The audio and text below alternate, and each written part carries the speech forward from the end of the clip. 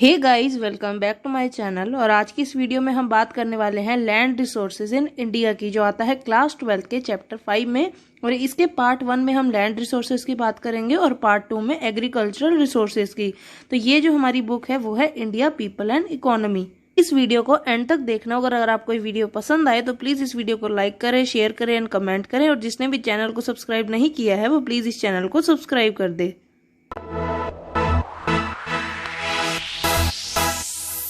इसी के साथ वीडियो को शुरू करते हैं और सबसे पहले देखते हैं कि लैंड यूज क्या होता है।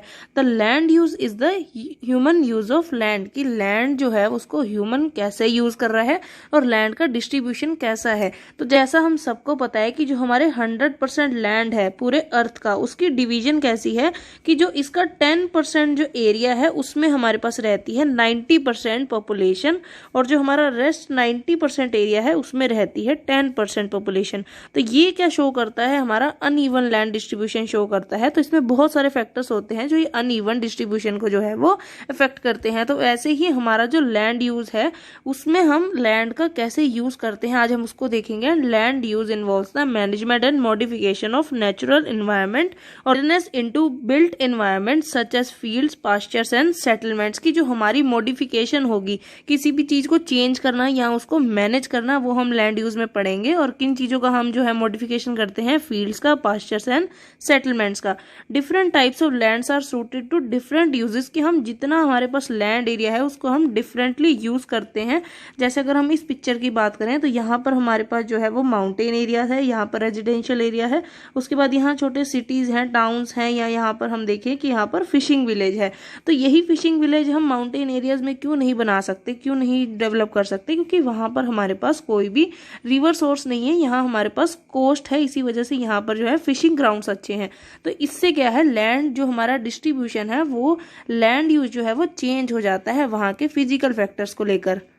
नेक्स्ट हमारे पास है लैंड यूज कैटेगरीज, और कैटेगरीज जो है वो इस पूरी वीडियो का सबसे इंपॉर्टेंट पार्ट है। The land use records are maintained by the land revenue department, की जो हमारा लैंड रिवेन्यू डिपार्टमेंट है ये सारे जो है हमारे लैंड का रिकॉर्ड रखता है। And the land categories add up to reporting area, की कौन सा एरिया जो है वहां पर रिपोर्ट किया गया है और उसको जो है वो रिकॉर्ड्स में इंक्लूड किया गया है, which is somewhat different from the geographical area, की जो हमारा नॉर्मल ज्योग्राफिकल एरिया होता है उससे डिफरेंट होता है हमारा ये रिपोर्टिंग एरिया, जिसको हमने रिपोर्ट किया है, जिसकी रिकॉर्डिंग होती है। And the survey of India is responsible for measuring geographical area of administrative units of India. तो अगर हम इंडिया में अपने जितने भी हम बोले कि अगर दिल्ली का कितना एरिया है, या फिर हम बोले कि झारखंड जो हमारा स्टेट है उसका कितना एरिया है, तो ये सारी चीजें जो है वो सर्वे ऑफ इंडिया जो है उसका रिकॉर्ड रखता है कि कितने स्टेट का कितना एरिया है। इसी कैटेगरी का सबसे फर्स्ट जो पार्ट है वो हमारे पास है फॉरेस्ट की। फॉरेस्ट के अंडर क्या होना चाहिए और लैंड कैसे यूज होना चाहिए। It is important to note that area under actual forest cover is different from the area classified as forest. तो हमारे हिसाब से जो एक फॉरेस्ट की डेफिनेशन होती है सर्वे ऑफ इंडिया के हिसाब से, वो एक्चुअल फॉरेस्ट कवर की जो डेफिनेशन है वो बहुत अलग है, क्योंकि जो एक्चुअल फॉरेस्ट कवर होता है वो नेचुरल होता है। उसको जो हम अगर बोले कि प्लांटेशन हो रहा है तो उसको हम उसमें इंक्लूड नहीं करते। The latter is the area which the government has identified and demarcated for forest growth, कि यहाँ पर जो है वो एक पर्टिकुलर हम किसी एक एरिया को डिमार्केट करते हैं कि वो जो है वो एक एक्चुअल फॉरेस्ट है। There may be an increase in the category without an increase in the total actual forest cover. तो हमारा जो टोटल एक्चुअल फॉरेस्ट कवर है उसमें चाहे हमारे ग्रोथ हो ना हो, बट इसमें जो इंक्रीज होगा हमारा नॉर्मल जो फॉरेस्ट में, उसको हम इसमें एक्चुअल फॉरेस्ट कवर में इंक्लूड नहीं करेंगे। It is important to note that 23% of the forest land to total reporting area is not sufficient for a tropical country like India। तो इंडिया जैसे कि हमें पता है कि एक ट्रॉपिकल कंट्री है, क्योंकि ट्रॉपिक ऑफ कैंसर से जो है वो क्रॉस होता है यहाँ से।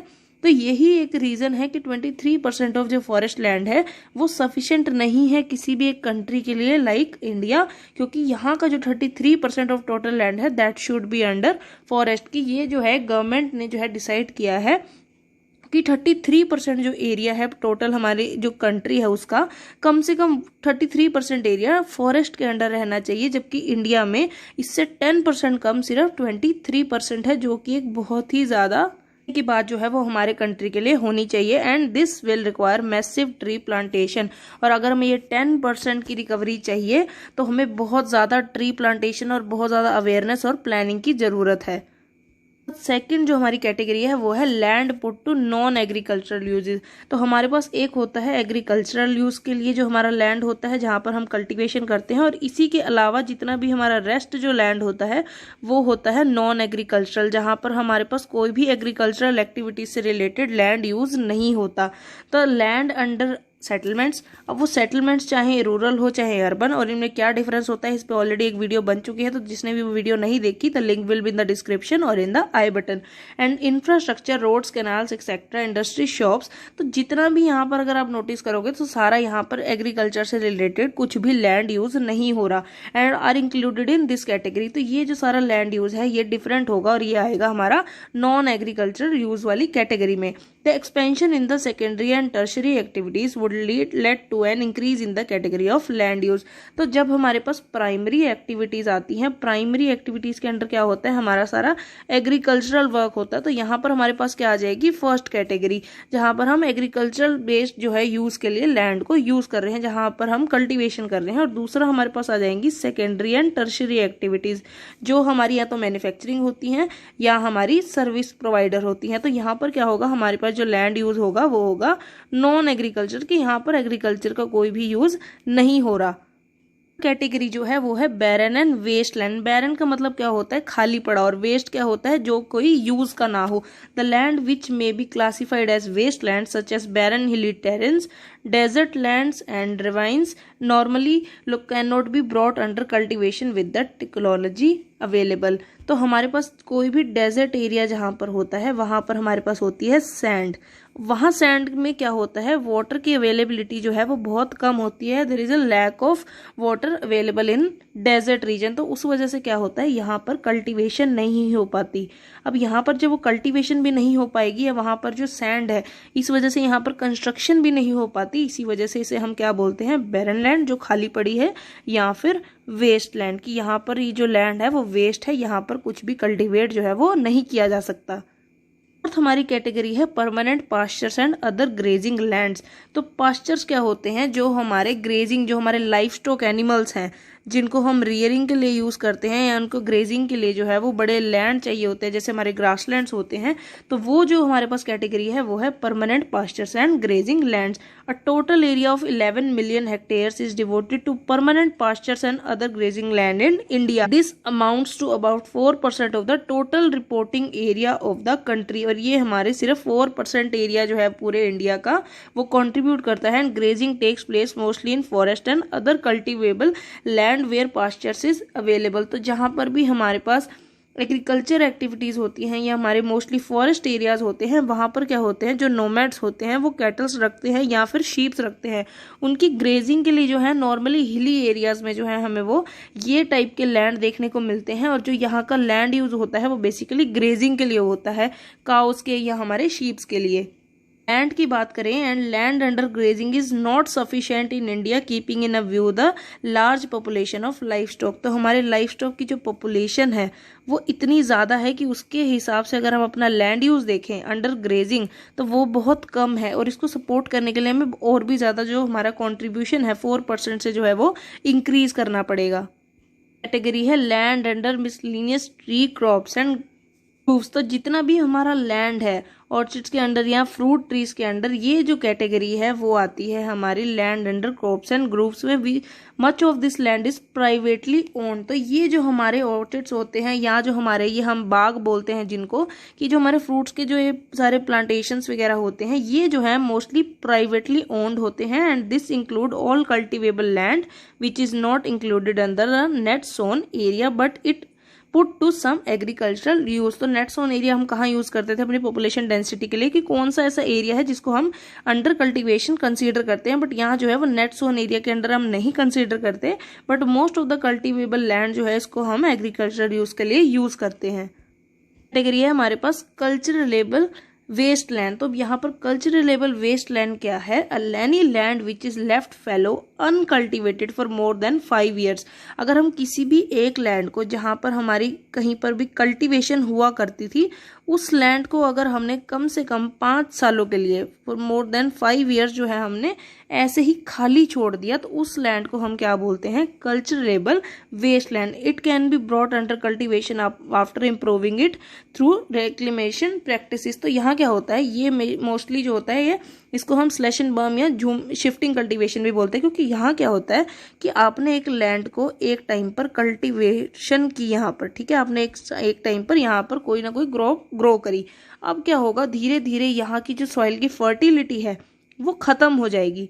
तो आप क्या करोगे, इस लैंड को कुछ टाइम के लिए छोड़ दोगे ताकि ये अपनी सॉइल जो है वो रिकवरी कर सके, अपनी जो फर्टिलिटी है उसको वापस इंक्रीज कर सके। तो उससे क्या होगा, फॉर मोर देन 5 ईयर जब आप इसको छोड़ दोगे तो ये जो है वो रिकवर हो जाएगी और अपनी जो है उसको दोबारा से रीगेन कर लेगी। वैसे ही हमारे पास है current fallow land. This is the land which is left without cultivation for more और लेस देन 1 एग्रीकल्चरल ईयर। कि अगर आप एक साल में यहाँ पर वीट उगाते थे या राइस उगाते थे, तो वहां क्या होगा, आप एक साल तक वहां पर कोई भी कल्टीवेशन नहीं करोगे, उसको ऐसे ही छोड़ दोगे। Fallowing is a cultural practice adopted for giving the land rest. कि आप जैसे अब आप क्या करते हो, सारा दिन भर काम करते हो, रात को जाकर क्या है सो जाते हो। या आप अगर ईयरली देखो, एनुअली क्या होता है, एनुअली काफी लोगों में देखने को मिलता है कि समर वेकेशंस पे जा रहे हैं, विंटर वेकेशंस के लिए जा रहे हैं, तो वो क्या होता है, एक ब्रेक लेते हो आप। तो वैसे ही एक यहाँ पर कल्चरल प्रैक्टिस है कि यहाँ पर आप लैंड को भी जो है वो रेस्ट देते हो, लैंड भी जो है वो छुट्टी पे जाती है, उसको आराम, ताकि वो अपनी फर्टिलिटी को रीगेन कर सके, अपनी फर्टिलिटी को इम्प्रूव कर सके। इसी वजह से क्या होता है, the land recoups the lost fertility through natural processes. की यहाँ पर हम ये नहीं करते कि कोई फर्टिलाइजर डाला और क्रॉप ग्रो कर ली, हम इसको नेचुरली रिकवर करने के लिए छोड़ देते हैं। तो इसको हम बोलते हैं करंट फैलो लैंड। हमारे पास आता है फैलो अदर देन करंट फैलो। तो यहाँ पर क्या होगा, जो कल्टीवेबल लैंड है विच is left uncultivated for more then a year but less than 5 years. तो अभी तक हमारे पास जो आए वो थे, या तो हम 5 साल तक उसको छोड़ दें या हम 1 ईयर के लिए उसको छोड़ दें। अब जो हमारे पास कैटेगरी है वो है कि या तो हम उसको 1 साल तक छोड़ें या फिर उसको हम 5 साल से कम छोड़ें। कि 5 साल से ज़्यादा हम उसको नहीं छोड़ेंगे, या less than 5 and more than 1 year.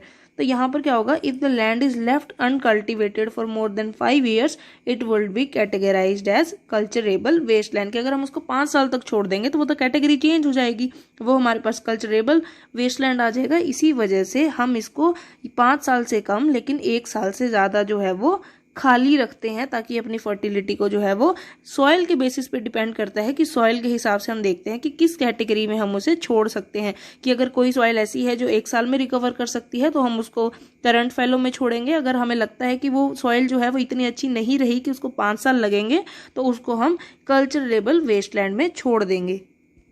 हमारे पास net sown area, the physical extent of land on which crops are sown and harvested is known as net sown area. तो ये जो हमारा नॉर्मल एरिया होता है जहाँ पर हम जो रेगुलर कल्टीवेशन है वो करते हैं, तो उसको हम कंसीडर करते हैं नेट सोन एरिया में।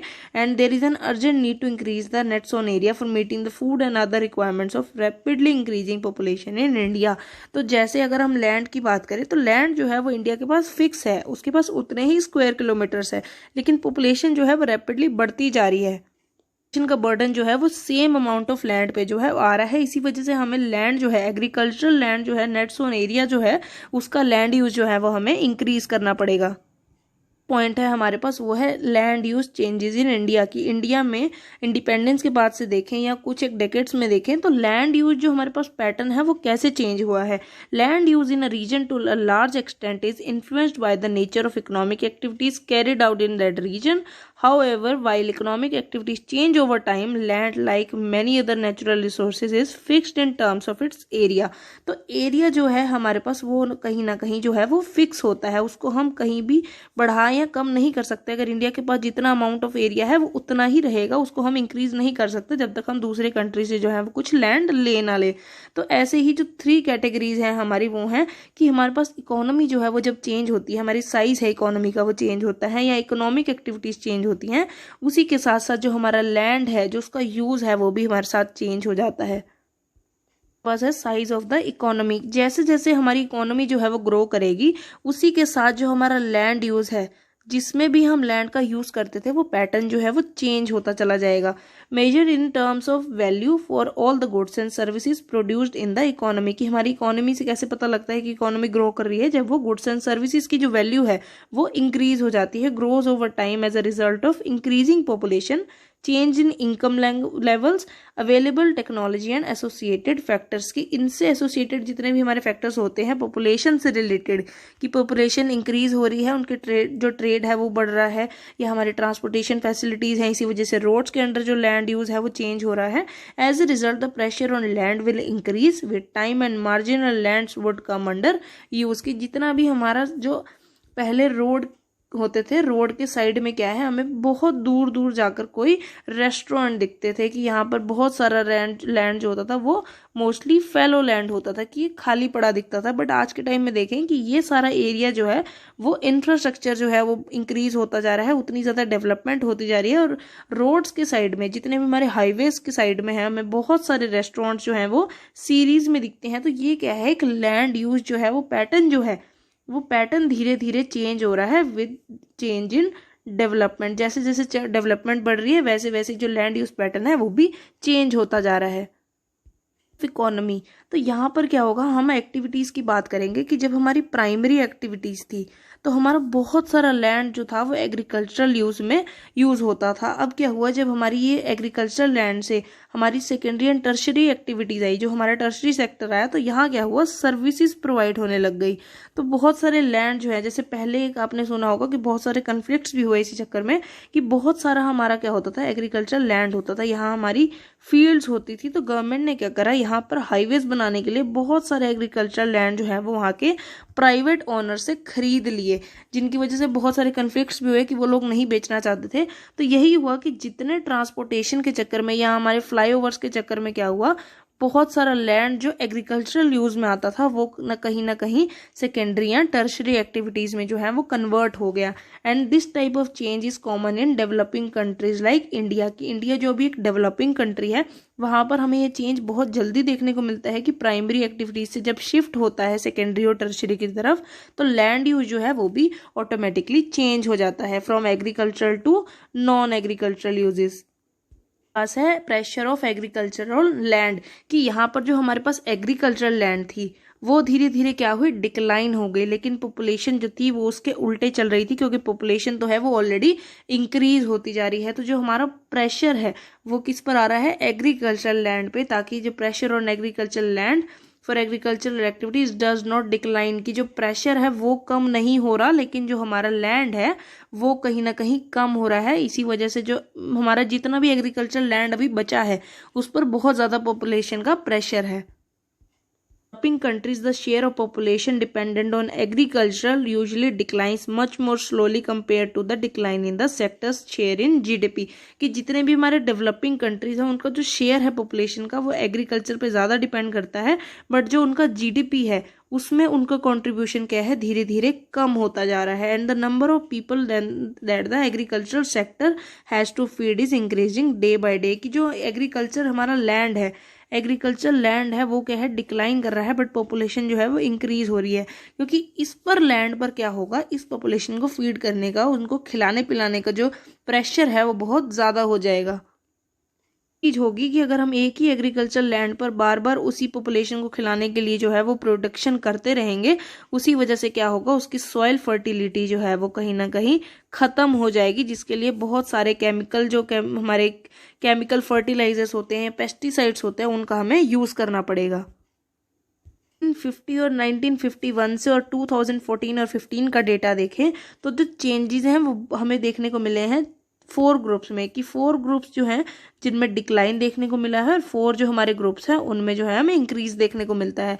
तो जो हमारे डिक्लाइन वाले हैं वो कौन से हैं, बैरन एंड अनकल्चरेबल वेस्टलैंड, की यहाँ पर जो है डिक्लाइन आया है, कि यहाँ पर जो वेस्टलैंड है हमारे पास है वो कम है, क्योंकि हमने कहीं ना कहीं इंफ्रास्ट्रक्चर डेवलपमेंट के चक्कर में बहुत सारा बैरन लैंड जो है उसको कहीं ना कहीं कंज्यूम कर लिया है। And area under trees and groves, इसमें भी जो है हमें डिक्लाइन देखने को मिला है। कल्चरलेबल वेस्टलैंड, जो हम कहीं ना कहीं 5 ईयर्स के लिए जो है वो छोड़ देते थे एज ए फेलो लैंड, उसमें भी हमें डिक्लाइन देखने को मिला है। And fellow other than cultural fellow जो हमारे पास मोस्टली 1 ईयर वाला था। ये कैटेगरी के जो हमारे पास 4 जो हमारे पास ग्रुप्स हैं, इनमें जो है हमें डिक्लाइन देखने को मिला है। उसी के साथ जो इंक्रीज देखने को मिला है हमें वो है नेट एरिया जोन में। और उसके बाद हमारे पास है forest area under non agricultural use, permanent pastures and grazing land and current fellow land. तो ये हमारे पास जो 5 कैटेगरीज हैं, 4 कैटेगरीज मेन इंपॉर्टेंट जो ये इसमें जो है वो इतना ज़्यादा हमारे पास जो है वो इंक्रीज नहीं आया है। बट अगर हम इनकी बात करें तो इन तीनों में जो है वो काफ़ी इंक्रीज देखने को मिला है। उसी के साथ ये जो 4 कैटेगरीज थी, इनका चेंज जो है वो इन्हीं 3 बेसिस पे है कि साइज जो है इकोनॉमी का वो चेंज हो रहा है, कॉम्पोजिशन चेंज हो रहा है, और जो प्रेशर है हमारे पास एग्रीकल्चर का उसमें भी जो है वो इंक्रीज आया है। टॉपिक है वो है कॉमन प्रॉपर्टी रिसोर्सेज की कौन सी सी प्रॉपर्टी रिसोर्सेज होती हैं हमारे पास जो कॉमन होती हैं। Land according to its ownership, कि कौन उस लैंड को जो है वो ओन करता है, कि वो लैंड जो है वो जो एक लैंड क्या है, एक हमारे पास रिसोर्स है, वो उसका जो ओनरशिप है कि कौन उसको ओन करता है, किसकी वो अपनी जमीन है, तो वो क्या है कॉमन है। तो वो कैसे कॉमन हो सकती है, can be broadly be classified under 2 broad heads that are private land and common property resources की। यहाँ तो जो लैंड है वो प्राइवेट होगी या फिर वो एक पब्लिक प्रॉपर्टी होगी जो कॉमन प्रॉपर्टी होगी। While the former is owned by an individual or a group of individuals, the latter is owned by the state meant for the use of community. जो हमारी पब्लिक प्लेसेस होती हैं जहाँ पर हम इजिली जो है वो अपने एनिमल्स को पास्चर कर सकते हैं, या हमारा जो पब्लिक लैंड होता है उसको हम बोलते हैं कॉमन प्रॉपर्टी रिसोर्सेज, जिसको जो है कॉमन जो हमारा कॉमन मैन है, ये जो हमारे पब्लिक है उसको इजीली यूज कर सकती है, या फिर ग्रुप ऑफ पीपल जो है वो यूज कर सकते हैं। CPRs provide fodder for the livestock and fuel for the households along with other minor forest products like fruits, nuts, fiber, medical plants, etc. तो ये सारे जो लैंड है, ये जो हमारे CPR लैंड है, ये जो फुल फॉर्म है आपको याद रखनी पड़ेगी, कॉमन प्रॉपर्टी रिसोर्सेज, कि ये जो हमारे रिसोर्सेज हैं वो कॉमन प्रॉपर्टी में आते हैं, जहाँ से हमें सारे रिसोर्सेज जो हैं, ये सारी जो चीज़ें हैं, जो फॉरेस्ट प्रोडक्ट्स हैं, वो हमें इजीली अवेलेबल होते हैं और इनको कोई भी यूज़ कर सकता है। be defined as community's natural resource where every member has the right of access, कि इसको कोई भी एक्सेस कर सकता है, इसका यूज जो है वो कोई भी कर सकता है, और एज सच कोई भी ऑब्लिगेशंस नहीं होते without anybody having property rights over them, कि इन पर किसी का भी लीगली प्रॉपर्टी राइट नहीं होता, पब्लिकली ये फ्री होते हैं, फ्री टू यूज, और इनको कोई भी आकर यूज कर सकता है, और इनसे जो रिसोर्सेज मिलते हैं, प्रोवाइड होते हैं, वो इजिली कंज्यूम कर सकता है। Community forest, pasture lands, village water bodies and other public spaces where a group of larger than households or family unit exercises rights of use and carries responsibility of management। Example of CPR के जितने भी हमारे जो village वगैरह में अगर हम देखें पॉन्ड्स होते हैं, या फिर हमारे जो विलेज के एरियाज होते हैं जहाँ पर ग्रास होती हैं, या कुछ भी ऐसे रिसोर्सेज प्रोवाइड होते हैं, उन सबको अंडर जो है वो हम CPR के अंडर हैं। तो आज की वीडियो में बस इतना ही। अगर आपको ये वीडियो पसंद आई हो तो प्लीज़ इस वीडियो को लाइक करें, शेयर करें एंड कमेंट करें, और जिसने भी चैनल को सब्सक्राइब नहीं किया है वो प्लीज़ इस चैनल को सब्सक्राइब कर दें।